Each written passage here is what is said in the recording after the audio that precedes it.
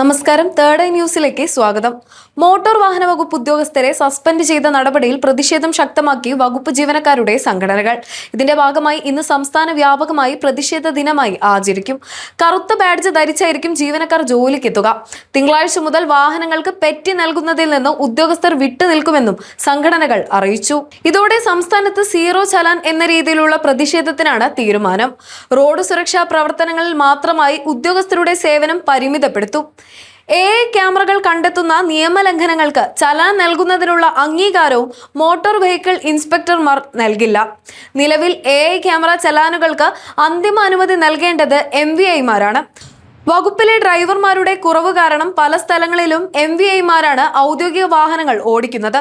എന്നാൽ പ്രതിഷേധത്തിന്റെ ഭാഗമായി ഇനി ഉദ്യോഗസ്ഥർ വാഹനം ഓടിക്കേണ്ടതില്ലെന്നും സംഘടനകൾ വ്യക്തമാക്കി. കൂടാതെ ഫേസ് ആപ്പ് സംബന്ധിച്ച ആശങ്കകൾ പരിഹരിക്കാത്തതിൽ പ്രതിഷേധിച്ച് ആപ്പ് വഴി ഹാജർ രേഖപ്പെടുത്തുന്നതിൽ നിന്നും വിട്ടുനിൽക്കും.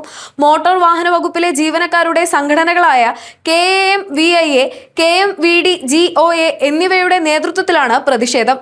ഓഗസ്റ്റ് 22-ന് ഗതാഗത കമ്മീഷണറേറ്റിന് മുന്നിൽ പ്രതിഷേധ ധർണ നടത്താനും സംഘടനകൾ തീരുമാനിച്ചിട്ടുണ്ട്.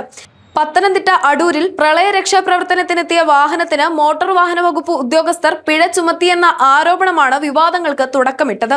സംഭവത്തിൽ വാഹനത്തിന് പിഴ ചുമത്തിയ 2 MVIമാരെ സസ്പെൻഡ് ചെയ്തിരുന്നു. അടൂരിലെ MVIമാരായ BS ലൈജു, ഷമീർ എന്നിവരെയാണ് സസ്പെൻഡ് ചെയ്തത്.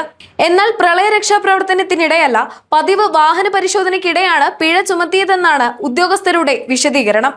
പിഴ ചുമത്തിയത് വിവാദമായതോടെ ആറന്മുള MLA അബിൻ വർക്കി ഇടപെട്ട് പിഴ ഒഴിവാക്കിയിരുന്നു. പിന്നാലെ ഉദ്യോഗസ്ഥരുടെ നടപടി അനൌചിത്യപരമാണെന്ന് ചൂണ്ടിക്കാട്ടിയാണ് സസ്പെൻഷൻ നടപടി സ്വീകരിച്ചത്.